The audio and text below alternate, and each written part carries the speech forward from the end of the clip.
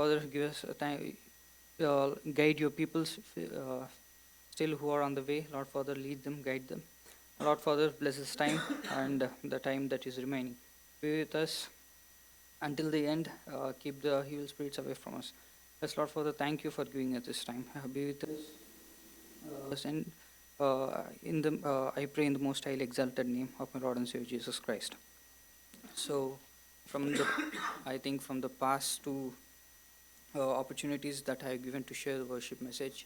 So I think this is the third time that I am going to discuss the same topic about the Old Testament laws and their sacrifices and offerings. So God has given me another opportunity to extend about this topic. And then for the last week, I think I have to. This is like continuation when you read the verses from 7 to 15, where you see the intention of God about. We all know that God is not desiring the outwardly sacrifices that people who are offering. You see that from verses 8 we see that if I want a sacrifice, if I want an animal, I can get on my own. Like I can strike them right from the heaven, and I can consume them by that. Why the statement which is released by why this kind of statement which is released by God? Probably at the time, even before kings, when we see, when we observe until uh, from the time of judges to Saul, where we see the law is like kind of misguided or misleaded, where we see uh, people of Israelites, they were living with they're cordially living with other peoples like Amalekites, Canaanites, Moabites, all these people who worship pagan gods. So they kind of worship gods. They think that when they are giving some kind of sacrifices or offerings, they believe that this kind of food which is acceptable God. So when we are slaying, when we are slaughtering these kind of sacrifices, when we are doing these offerings, they think that we are giving a food to their gods. So likewise, the intention of God and then the passing of the law to Moses, and then the determination or the importance of the law is kind of misguided, and even the people of Israel thinking that this kind of sacrifices, this kind of animals, maybe we are giving it to God. So okay, and we can see how in First Samuel, I think chapter 15, where we see last time, where Saul wanted to,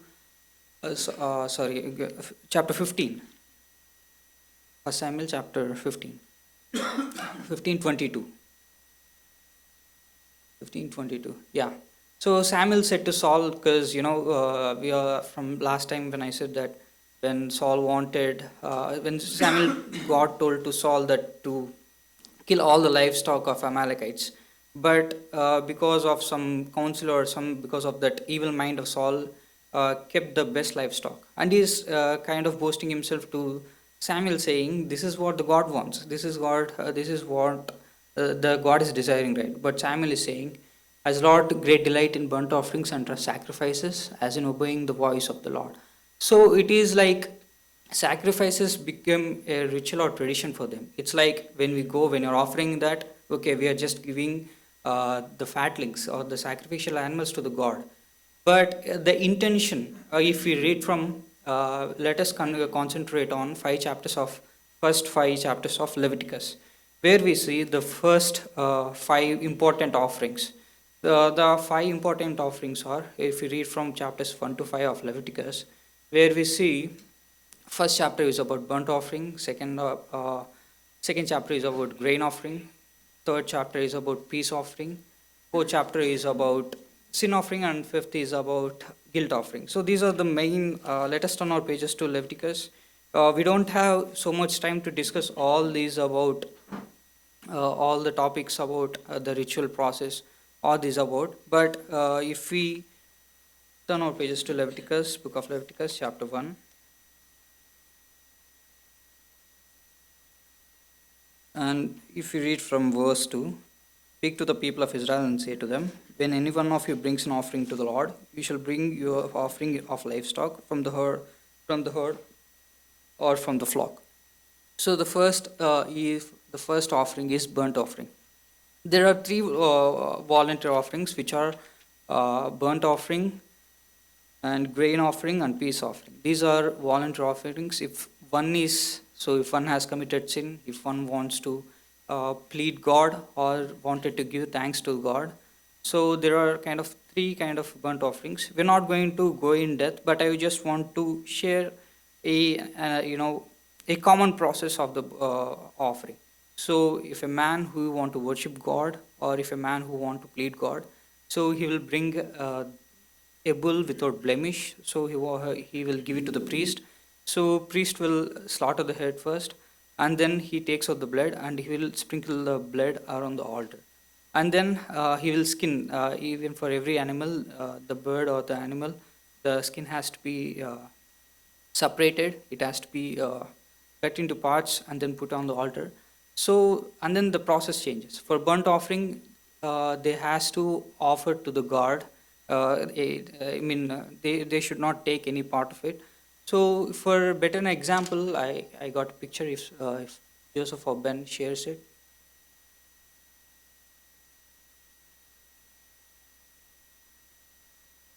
On the easy worship, you can see the picture.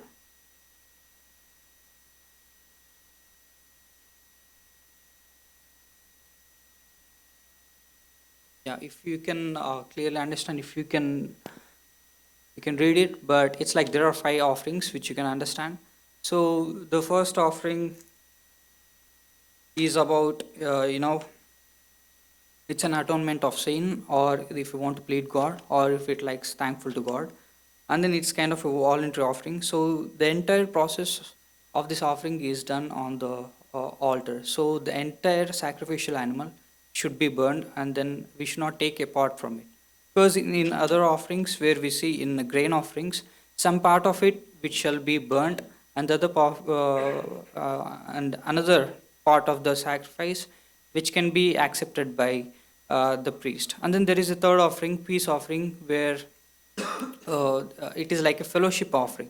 So we can see there, some part of it some part of it should be accepted by God, and the remaining part of it should be accepted with the fellowship. So it's like a commitment, like a atonement of commitment to the God. So these are the three voluntary offerings, and these are profit, and these are like the process. So for the main thing that we should understand, like what God is particularly accepting from them. So what is the desire of the God? For if you see in first Leviticus chapter 1, in verse I think 13, in verse 13, Leviticus, yeah, please. And the last part of it, I will read it. Uncle. It is a burnt offering, yeah, a food offering with a pleasing aroma to the Lord. The first thing we have to understand that what God is desiring on the sacrifice lamb. The first thing is it should be a pleasing aroma to the Lord. Yeah, the first one. And then in the second grain offering, where we see, and we can read it on the same, like there are like multiple kind of burnt offerings, but the last statement we see when we read on the first chapter, that a pleasing aroma, a sweet pleasing aroma that should be please God. What is that sweet aroma of the Lord that it should be please God? And then we go to the second chapter of Leviticus, where we see about grain offering. It is also another voluntary offering. It is kind of a free will offering. So most of them are farmers. So it's like a tithe part of them. So it's like a tithe. So they want to bring the first tithe of the first fruits or the first grains that which they wanted to offer God. Even before consuming, or if they want to sell it, first they have to bring it to the priest. So there, I told you some part of it should be burnt, and then other part of it should be accepted by the priest. So even after having that, the priest will make an atonement to the God. So this is kind of another offering. So the important significance of this offering, when we read in 13th verse of second chapter, Leviticus 2:13, where you read, "You shall season all your grain offerings with salt. You shall not let the salt of the covenant with your God be missing from your grain offering. With all your offerings, you shall offer salt." It's not something that you bring your before going to that. Kindly forgive me. if you read the chapter before that, there is another thing. So we just not bring a first fourth of it, but we should bring the first grain. So if you're bringing a grain, not like kind of grains, you should make into a finest flour. So the second important thing is the finest flour. So the first one is pleasing aroma to the God. Second thing is the finest flour, presenting the best. Not kind of they're bringing the first portion, first and portion of it. It should be the best. Not like if we take an example from the story of Cain or Abel, how Abel brought his sacrifice and then Cain brought his sacrifice. So both of them had difference. So the second important thing is they have to bring the finest flour. And then the third thing is when they're sacrificing, it should be seasoned with salt, not where something that should be done, but it should be done with salt. If we read if we read Matthew 11, where God describes our life should be as a salt. So we should add the salt to our offerings. First one is pleasing aroma, second one is the finest flour, and then the third one is the salt. So the other offering is peace offering, where it is like a fellowship with the God's people. So this offering, it is divided into three parts, where the one third of it shall be accepted by God, and then second with the priest, and then third with this which can be shared with the people. So the third offering, the fourth one which is remaining, is about the fellowship with the God and His people, fellowship with God, priest, and His people. So these are three voluntary offerings. But these are not mandatory, but it is the free will of man. But sin offering and in fourth chapter and fifth chapter, sin offering, and it is also called as purification offering, or the fifth offering is like guilt offering. So different names, if we read different translations, we'll read different kinds of offering. In some King James version, where we see it's about meat offering or meal offering, but as a grain offering. As a sin offering, there is another name called purification offering. So for the fifth, like guilt offering, there is another name called trespass or reparation offering. So different translations will like kind of first confuse us, but the meaning is the same. So the sin offering is kind of unintentional sin. So we don't know what is the sin, but something has the sin which is done by the people or by the rulers or by the priest or by a particular individual. So this is kind of an unintentional sin. It has to be done, something somewhere the sin has happened. So the sin offering should run because no one knows. But the fifth offering is kind of similar to it because this is guilt offering, guilt proven, because it's the sin is proven to guilt. So this is an important this kind of where a particular man has sinned, so he has to say that I am sin. So and then he has to bring his sacrifice. So where we should see the process, but as when they read law, it is about God has described about the clean animals. He said you should bring particular young bull without blemish. So one has to bring that. Or for if one cannot afford these animals, he can bring grain. If he cannot afford bull or ox, he can bring goat. Or if he cannot offer that, he can bring turtle doves or pigeons. So it is about the classification or with their economical status. But God stated that He want that sweet aroma that which should please the God. He want the best of the curse, and then because He want the best sacrifice or best offering that should please the God. But as we see the stories of how I think I told the last time, it is about Jephthah's vow, how he just wanted to give God something. Or if we read the story of Saul and Samuel, where Saul wanted to give the livestock because God wanted the livestock. If he wanted the livestock, he know, as we read in 50th Psalm, he can kill directly from heaven. If you want the sweet aroma pleasing to the Lord, he can kill, he can strike the lightning directly to an animal, and then by the burnt of it, he can accept that. It is not the process like he just want the animals. He's not. People think that he's kind of similar to the pagan gods. So where he wanted to eat the flesh of this animal. No, it's not the topic about this, but we know that in 51 Psalm where we see, and 50 Psalm and 51 Psalm where we see, he sees the not the outward appearance, but he sees the inner heart. Who is willingly, he is offering his sacrifice. So the topic for today's worship is we as a living sacrifice. So we should be as a living sacrifice. This is not some, if you are offering your sacrifices, even as a New Testament believers, if you are worshiping with our mouth, this is not kind of a ritual that we are following, but God who sees our inner heart. So it's not something, the words, the outward appearances, or the type kind of words that we are framing. It's not about that. God, even though if you're not good even in that languages that what we are speaking or what we are worshiping, but God is the one who listen our worship. Because if we read in 51 Psalm from 15 to 17, where we usually read, O Lord, open thy lips, and my mouth shall shew forth the praise. For thou desirest not sacrifice, else would I give it. Thou desirest not burnt offering, the sacrifices of God, or a broken spirit, and a broken contrite heart. O God, thou will not despise. The sacrifices that we are going to bring this morning, that we should represent ourselves as a living sacrifices, with a broken spirit and a contrite heart. So let us turn to book of John, Gospel of John, chapter 4,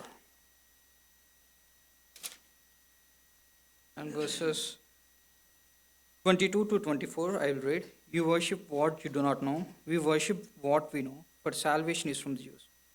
But the hour is coming and is now here, when the true worshippers will worship the Father in spirit and truth, for the Father is seeking such people to worship him. God is spirit, and those who worship him must worship in spirit and truth. As with broken hearts, with contrite spirit, we should worship God not with an outward appearances or some kind of words that we use to please God or to please others, but it is the worship as we are representing ourselves as a living sacrifice this morning, that we should worship God in spirit and in truth. And then in Ephesians chapter 5, verse 2. Chapter 5, verse 2. 2, verse 2. And walk in love as Christ loved us and gave himself for us, a fragrant offering and sacrifice to God. Let our worship be a sweet aroma to God. Let our worship be let be us as a living sacrifice, and let us our worship be a fragrant offering, which should be a pleasing aroma to the God. And then lastly, I think of Hebrews 13, verses 15 and 16. Through him, then let us continually offer up a sacrifice of praise to God, that is the fruit of lips that acknowledge his name. Do not neglect to do good and to share what you have, for such sacrifices are pleasing to God. Let us continually worship our God, not only this morning, but for 24 by 7, like every day, every time we get, not about the prayers or something, but we offer ourselves as a living sacrifice to God, which should, with the fruit of our lips. Let our worship be the pleasing aroma to God, with the salt of our life by adding to it as a living sacrifices. Let our offering be a fragrant offering, that offering that with a broken heart and contrite spirit may please the Lord with our worship. Thank you.